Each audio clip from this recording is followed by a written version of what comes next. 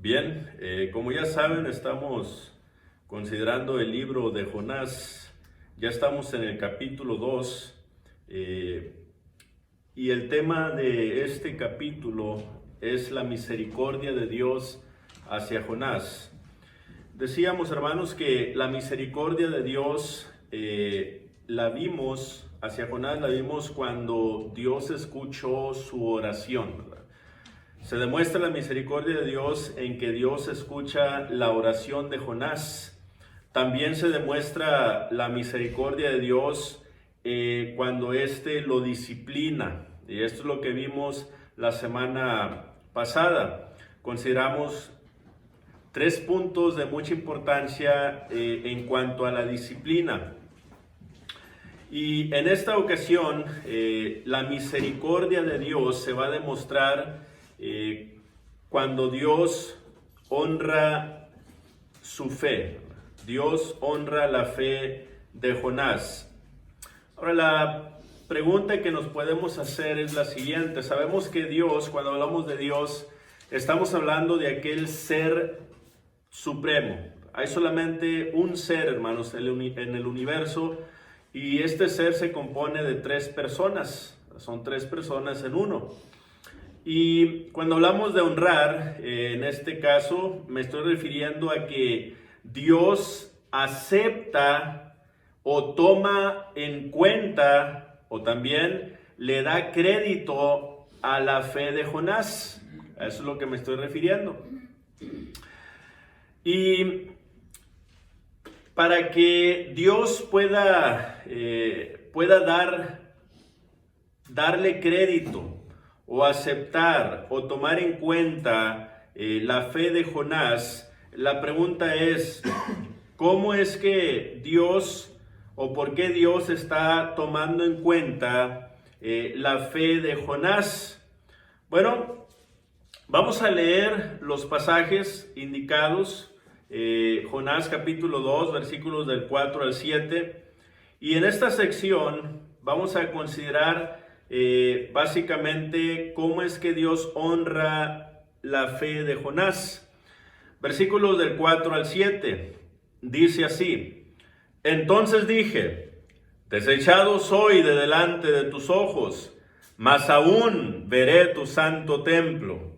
Las aguas me rodearon hasta el alma, rodeóme el abismo, el alga se enredó a mi cabeza, descendí a los cimientos de los montes, la tierra echó sus cerrojos sobre mí para siempre, mas tú sacaste mi vida de la sepultura, oh Jehová, Dios mío.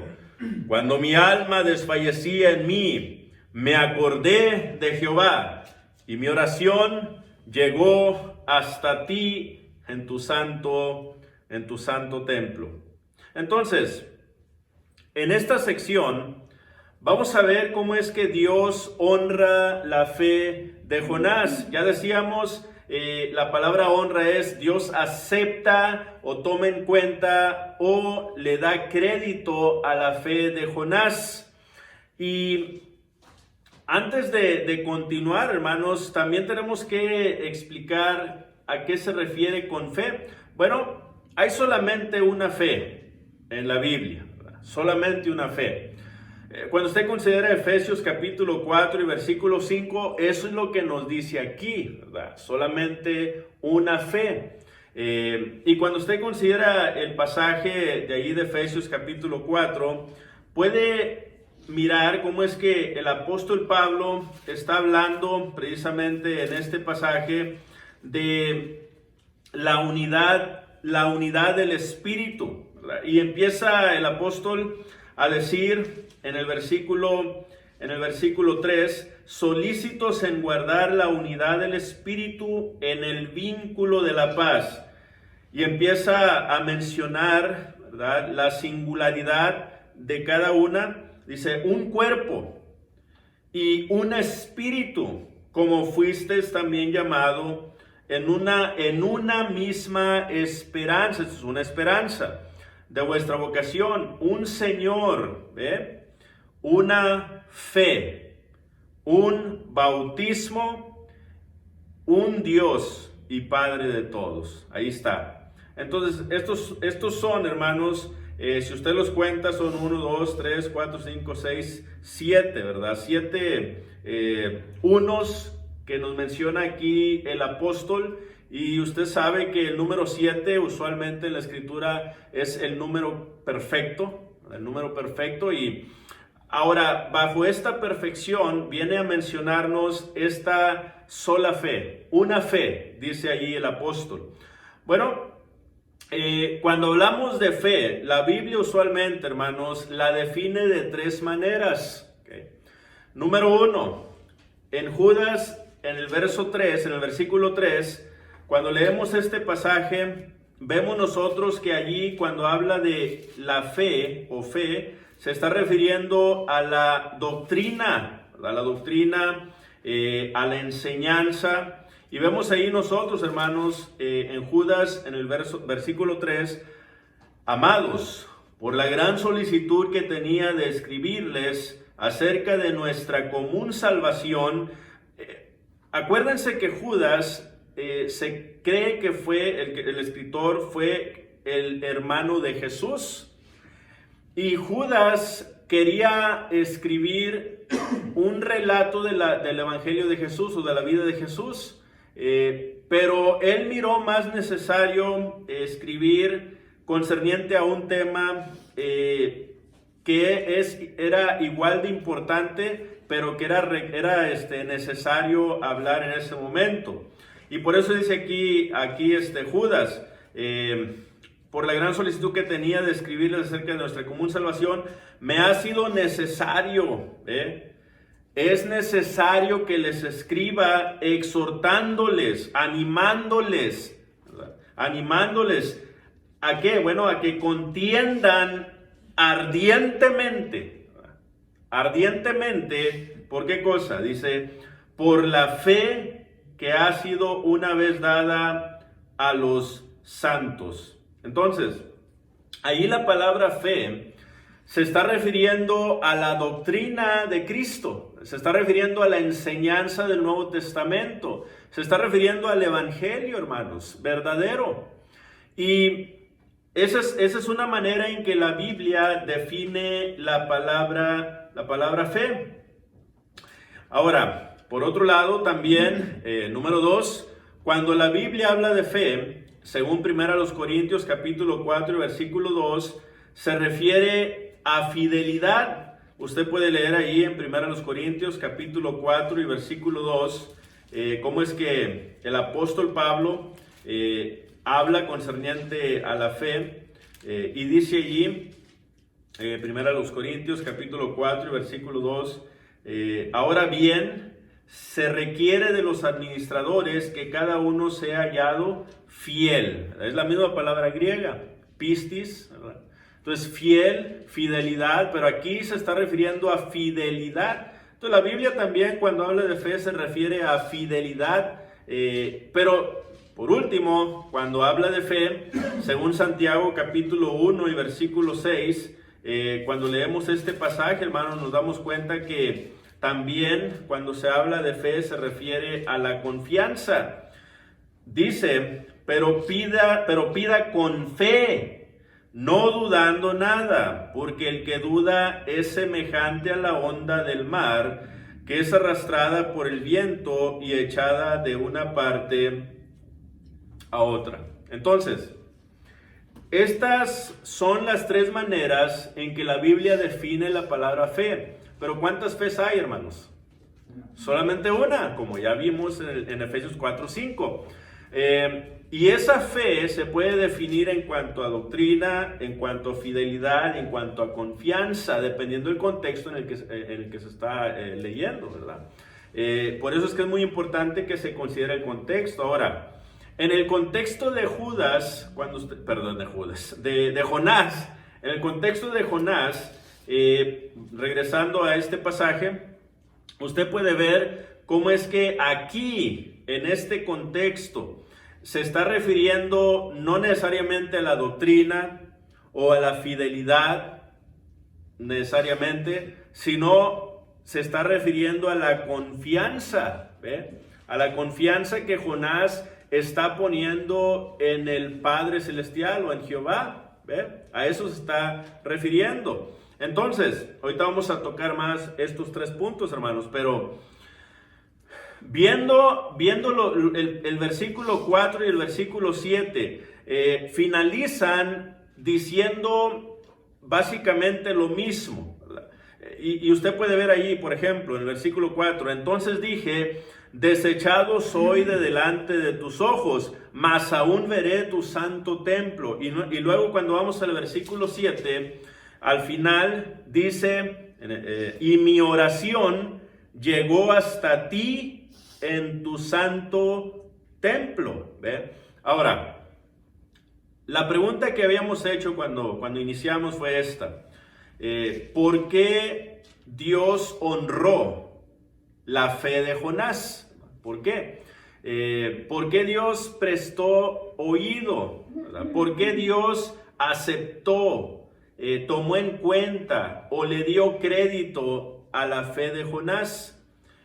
Y la respuesta, hermanos, bíblica es porque Jonás llevó a cabo los pasos necesarios para que Dios pudiera escuchar y pudiera honrar su fe. ¿Cómo vemos esto con más claridad? Bueno, cuando usted considera, por ejemplo, segundo libro de Crónicas, en el capítulo 6, versículos 36 al 39, mire lo que dice ahí. Segundo libro de Crónicas, capítulo 6, versículos 36 al 39. En el contexto inmediato, hermanos, estamos considerando aquí el establecimiento del templo por mano de Salomón. ¿Okay? Entonces Salomón construye el templo. Acuérdense que la idea fue de David. David dijo, te quiero construir una casa, Señor, una casa. Dios le dice a David, mira David, tú no vas a poderme hacer una casa. Tus manos están muy manchadas de sangre. Así es que lo que va a pasar es que tu hijo es el que me va a edificar casa a mí. Y eso fue lo que pasó. Salomón le hizo una casa a Jehová, hermanos. Y hablando en ese contexto, mire lo que dice Salomón aquí en esta porción. Dice, si pecaren contra ti, aquí está hablando Salomón, si pecaren contra ti, y aclara Salomón, pues no hay hombre que no peque. Hace la aclaración, no hay hombre que no peque, dice, y te enojares contra ellos, contra el pueblo, ¿verdad? Y los entregares delante de sus enemigos, para que los tomaren, los lleven cautivos a tierra de enemigos, lejos o cerca, y ellos volvieren, fíjese lo que dice, ellos volvieren en sí en la tierra donde fueren llevados cautivos, si se convirtieren y oraren a ti en la tierra de su cautividad y dijeren, pecamos, hemos hecho impíamente hemos hecho. Si se convirtieren a ti de todo su corazón y de toda su alma en la tierra de su cautividad, donde los hubieres llevado cautivos, pongan atención aquí, y oraren hacia la tierra que tú diste a sus padres, hacia la ciudad que tú elegiste, y hacia la casa que he edificado a tu nombre, tú oirás desde los cielos, desde el lugar de tu morada, su oración y su ruego, dice, y ampararás su causa y perdonarás a tu pueblo que pecó contra ti. ¿A qué le recuerda esto? ¿A qué personaje le recuerda esto? A Jonás, ¿verdad? Estamos hablando de Jonás, hermanos. Eso fue exactamente lo que hizo Jonás. Ahora, ¿Jonás conocía esta escritura? Más que seguro que sí, hermano, más que probable que sí, porque aquí estamos hablando en el tiempo de Salomón, cuando estaba el Reino Unido, ¿verdad? Cuando Jonás vivió ya cuando el reino se dividió y Jonás estaba profetizando, era profeta en la sección norte, la del reino de Israel. Entonces, cuando Jonás empieza a hundirse, mire cómo lo pone ahí Jonás de una manera tan impactante, ¿verdad? Dice Jonás, dice, desechado soy de delante de tus ojos. O sea, soy desechado. Y luego dice el 5, las aguas me rodearon hasta el alma. O sea, se llenó de agua, hermanos. Todo completo, saturado. Rodeóme el abismo. El alga se enredó a mi cabeza. ¿Saben cuáles son las algas? Bueno, son estas, las algas marítimas. Entonces, se llegó, en otras palabras, tocó fondo. Tocó fondo Jonás, hermanos. Y dice el versículo 6, descendí a los cimientos de los montes, a la raíz, desde donde nacen los montes. O sea, descendí hasta allá, dice Jonás. La tierra echó sus cerrojos sobre mí para siempre. Esto es, fui encerrado en una cárcel, ¿verdad? Donde yo sabía que nunca iba a poder salir, ¿verdad? No tenía yo esperanza alguna. No tenía esperanza alguna. Pero aquí viene la siguiente porción, ¿verdad? Que da luz y que da esperanza y que le da vida a Jonás. Dice, mas tú sacaste mi vida de la sepultura, oh Jehová, Dios mío. Entonces, miren cómo lo pone aquí Jonás, hermanos. Jonás realmente, él estaba ya muerto. De hecho, él ya no tenía ninguna esperanza, ¿verdad? Ninguna esperanza. Y fue allí cuando dice el versículo 7, cuando mi alma desfallecía en mí. Y esta parte importante también, me acordé de Jehová. ¿Ve? Me acordé. Entonces estaba hundiendo, ya había tocado fondo, se estaba, su cabeza, hermanos, ya se había enredado, ¿verdad? Su cabeza se había enredado con las algas, ¿verdad? También. Entonces él ya no tenía esperanza alguna. Y fue en ese momento, cuando Jonás volvió en sí, ¿verdad? Fue en ese momento. Por eso es que les decía, el pasaje que acabamos de leer en 2 de Crónicas, capítulo 6, versículo 36 al 39, Jonás se acordó probablemente de ese pasaje y de esa promesa también. ¿Y qué es lo que hace Jonás?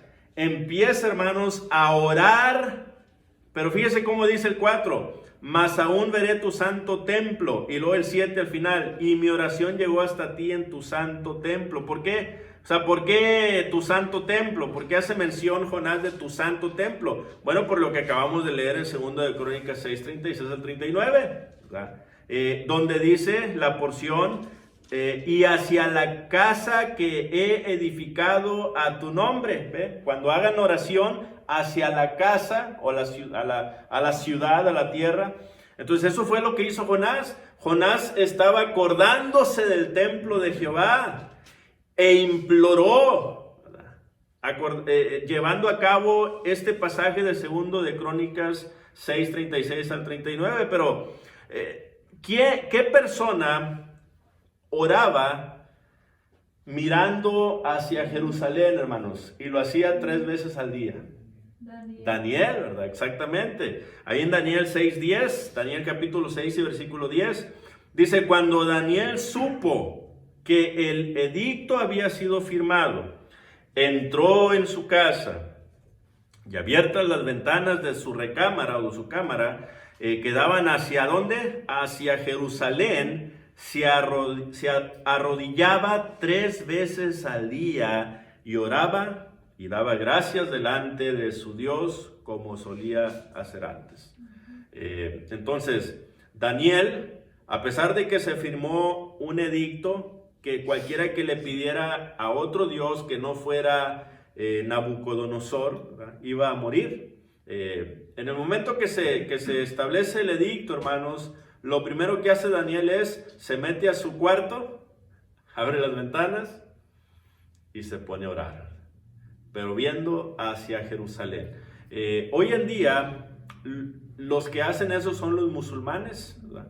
ellos miran hacia el este, ellos preguntan, ¿dónde está el este? Cuando no saben. Cuando trabajaba en la detención y estábamos en un dormitorio de 70, 75 personas, a veces venían y me preguntaban, disculpe oficial, ¿dónde está el este?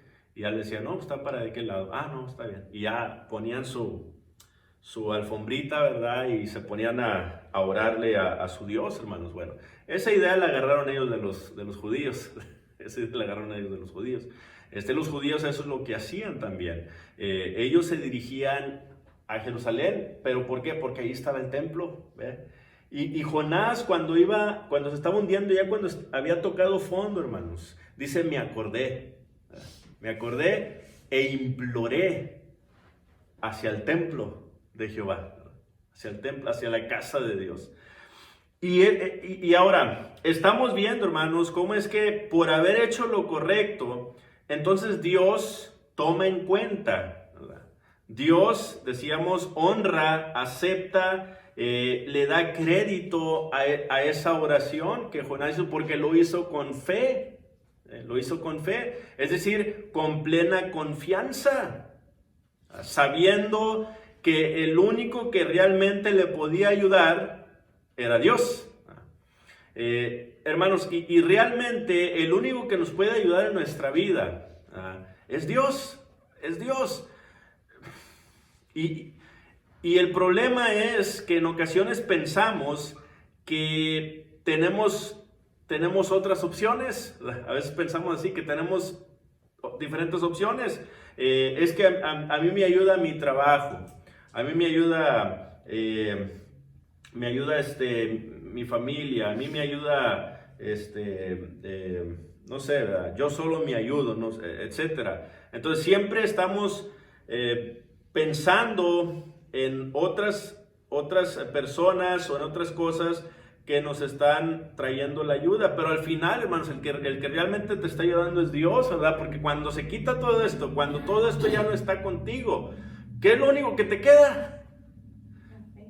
Exactamente, tu fe en Dios, eso es lo único que te queda. Entonces, si ni siquiera tienes fe en el momento en que estás totalmente solo, que estás en lo más bajo, que has caído en lo más bajo de las profundidades, si tú no tienes fe, si tú no te acuerdas de Dios, entonces ya decía, nada te puede ayudar, nada te puede sacar de ahí, absolutamente nada ni nadie, solamente Dios. Y qué bueno que Jonás se acordó de este pasaje y él confió y dijo, bueno, aquí es donde yo realmente me estoy dando cuenta que yo no puedo hacer nada por mí mismo, nada, no tengo las fuerzas para nada, no soy nadie. Así, de esa manera llegó hasta ese nivel Jonás, hermanos, sí. Y ese es el nivel en el que todos necesitamos llegar. Por eso es que cuando hablé de la disciplina anteriormente, la disciplina a eso es lo que nos lleva, a darnos cuenta de quiénes somos realmente nosotros. ¿Quiénes somos? Bueno, sin Dios nosotros no somos absolutamente nada. No somos nada, hermanos. Como dijo, como dice Salomón, ¿verdad? Simplemente somos polvo, ¿ve? Porque del polvo salimos y al polvo vamos a regresar, ¿ve? Entonces, somos polvo solamente. Y es en ese momento, ¿verdad? Por eso es que es muy importante que cuando estemos pasando por una disciplina, y acuérdense las razones de las disciplinas, ¿se acuerdan? No porque estás pasando por un sufrimiento, no porque estás pasando por una prueba difícil, quiere decir que Dios te está disciplinando porque le fallaste, no necesariamente, acuérdense de eso. Probablemente lo que está haciendo Dios es que te está ayudando, ¿verdad? Te está ayudando para que entiendas mejor, para que lo entiendas mejor a Él. Ese es un punto, o sea, te está dando una enseñanza, te está educando. Ese puede ser el punto. Y entonces, si Dios nos está educando, hermanos, en nuestras vidas, hay que soportar. Y en el momento en el que tú piensas que ya no puedes más, bueno, sigue implorándole a Dios, ¿verdad? Ahora, si es por causa de un pecado deliberado, como Jonás, en el caso de Jonás, entonces sí, ¿verdad? Arrepiéntete, humíllate y clámale a Dios. Pero otra vez, no, muchas de las veces, hermanos, no es hasta que la persona toca fondo que es cuando vuelve en sí, ¿verdad?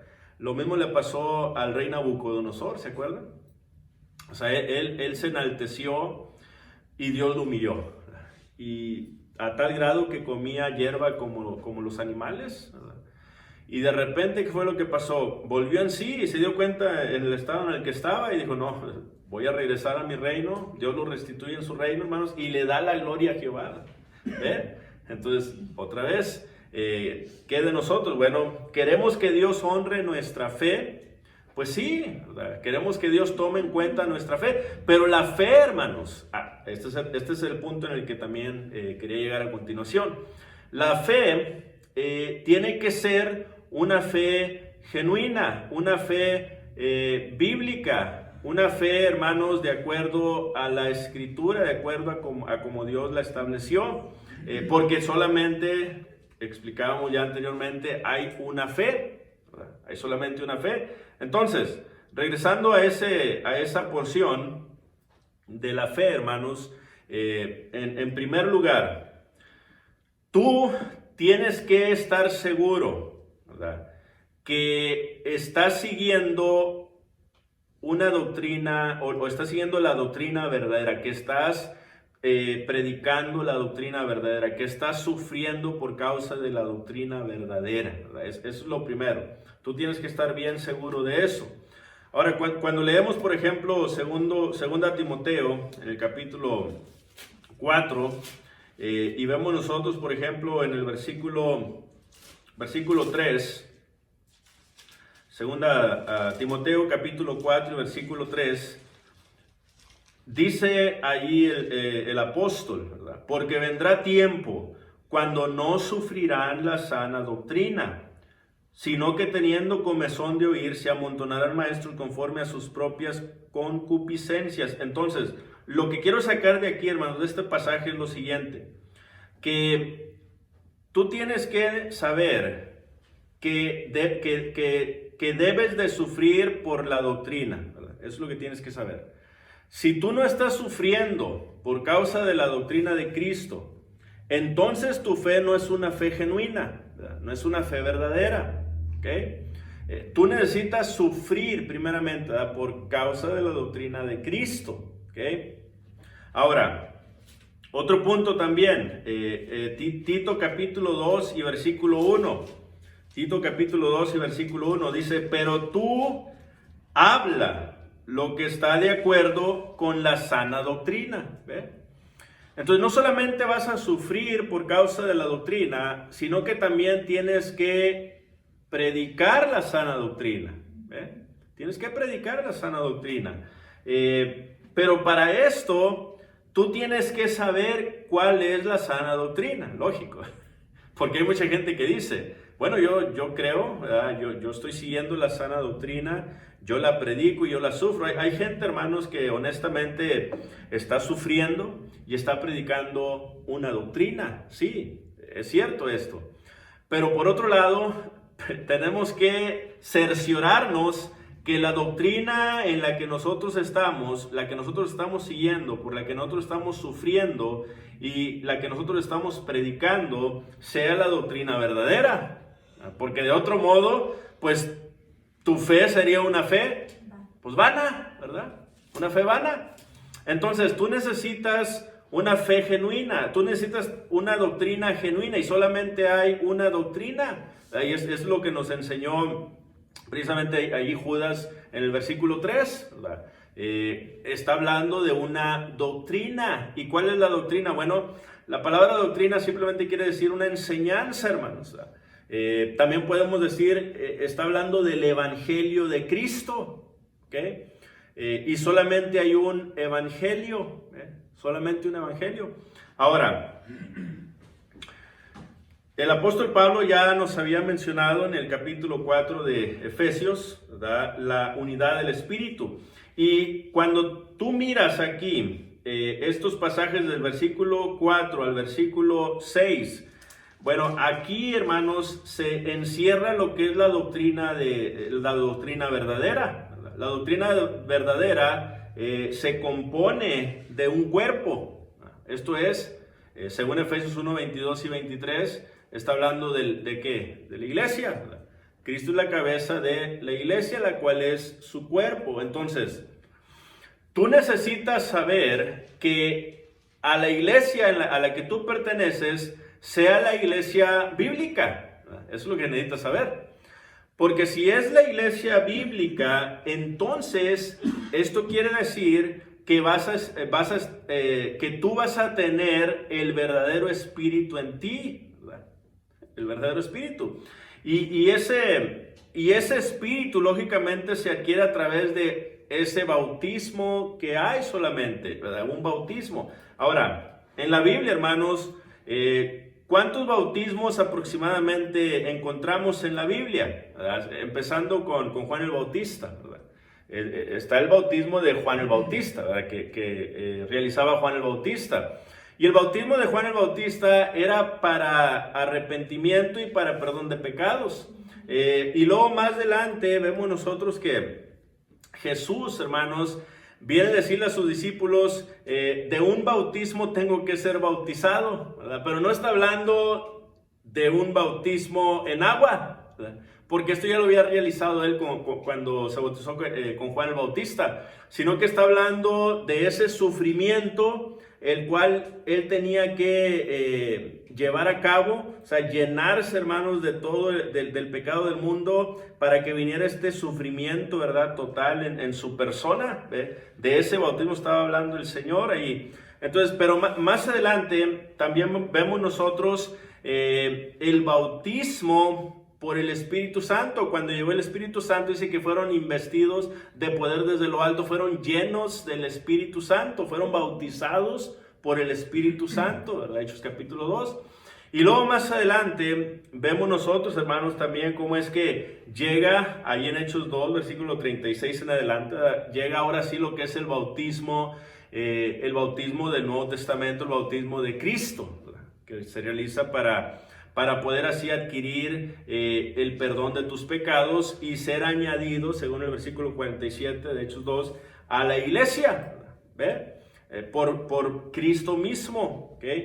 Entonces, hay diferentes tipos, sí, de bautismos que menciona la Biblia, pero el último bautismo, hermanos, a ese es el que se está refiriendo Pablo, ¿verdad? Y ese es el bautismo que nos va a proveer a nosotros de la salvación, pero también nos va a proveer de ese sello que menciona en Efesios 1, 22 y Efesios 1, 11 y 12, ¿verdad? Ese sello que es el Espíritu Santo, ¿ve?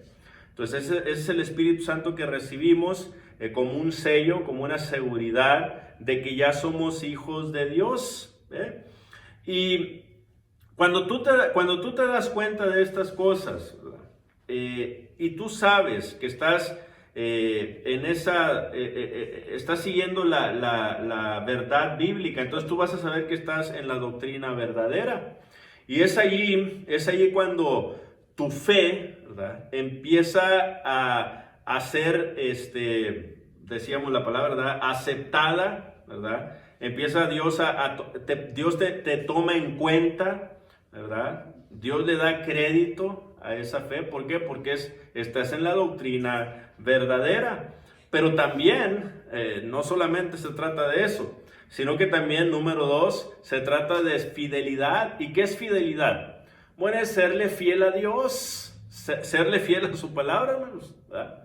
Hay que serle fiel a los mandamientos de Dios, lo que Él nos ha mandado, lo que Él ha establecido en su palabra. Nosotros tenemos que ser fieles a ella. Y fidelidad, hermanos, tenemos que ser fieles no solamente cuando las cosas están bien en nuestra vida, sino más aún cuando las cosas parecen que no están bien, ¿verdad?, en nuestra vida. Ahí es cuando debemos realmente demostrar la fidelidad a Dios. Ahí es donde realmente se demuestra si somos fieles a Dios, Es fácil ser fiel a Dios, ¿verdad? Cuando todas las cosas están bien, tienes dinero, tienes salud, tienes abundancia de pan, ¿verdad? Y estás contento, estás satisfecho, vienes y adoras y estás regocijándote en el Señor. Pero cuando vienen las enfermedades, cuando viene la falta de economía, cuando vienen estos sufrimientos a tu vida, allí es donde realmente se demuestra tu fidelidad, ¿verdad? Allí es, ¿verdad?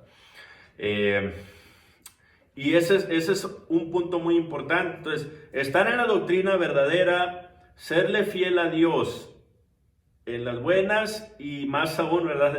En las malas, ¿verdad? Hay que serle fiel a Dios todo el tiempo. Y acuérdense que lo que dice Romanos 8:28, ¿verdad? Y sabemos que los que aman a Dios, todas las cosas les ayudan a bien. No dice que todas las cosas les van a salir bien, ¿verdad que no dice así? No, dice todas las cosas les ayudan a bien. Esto es, cualquier sufrimiento, cualquier enfermedad, cualquier aflicción que venga a nuestra vida, prueba, bueno, todo eso nos va a ayudar para bien. Pero hay que mantenernos fieles. Bueno, a eso también se refiere en cuanto a la fe, hermanos. Hay que mantenernos fieles. Y por último, nos habla de esa confianza, ¿verdad? La confianza que debemos de tener en Dios todo el tiempo. Debemos de creer a Dios. En Hebreos capítulo 11, versículo 1, nos da precisamente esa definición de confianza, ¿verdad? Hebreos 11:1, y yo creo que todos nos sabemos ese pasaje, ¿verdad? De la fe. Pero cuando lo decimos, hermanos, o lo leemos, ¿verdad? Como que lo pasamos por desapercibido o por alto, ¿verdad? A veces no le prestamos la atención debida. Es pues la fe, la certeza de lo que se espera, la convicción de lo que no se ve. Eso es confianza, ¿ve? Eso es confianza. Y a veces cuando se pregunta, ¿cuál es la definición de fe? Damos ese pasaje. Pero, y sí, es cierto, esa es una definición de fe. Pero también hay otras dos que nunca mencionamos cuando nos preguntan en cuanto a la fe, ¿verdad? ¿Qué es? Doctrina, ¿verdad? Acuérdense, Judas 3, hermano. La fe es doctrina, ¿verdad? A la otra cuando preguntemos, acuérdense de eso. ¿Qué es la fe, hermanos? Oh, hermano, es pues la fe, la certeza de lo que se espera, la convicción de lo que no se ve. Ok, sí, pero ¿qué más? Buena pregunta. Bueno, acuérdense de Judas 3. Judas 3 es doctrina, es la doctrina verdadera. Eso es fe también. Y también es fidelidad a Dios. 1 Corintios 4:2. Eso es fe. Sería primeramente el libro de Hebreos 11:1, Judas 3, ¿sí? Y luego ya 1 Corintios 4:2, ¿verdad? Eso es fe, ¿verdad? Y esa es la definición completa, ¿verdad?, de fe realmente. ¿Okay? Entonces, Jonás, hermanos, estaba llevando a cabo estas tres. Él estaba en la doctrina verdadera, él puso su confianza en Dios, y vamos a ver más adelante que sí, fue fiel a Dios en el momento en el que Dios lo regresó, ¿verdad?, a la tierra, y fue y predicó, ¿verdad?, a Nínive. Entonces lleva a cabo estas tres. Por eso es que Dios honró su fe. Pero de esto vamos a ver más adelante, hermanos, en el siguiente punto que estaremos considerando de Jonás. Vamos a dejarlo ahí. Que Dios me los bendiga.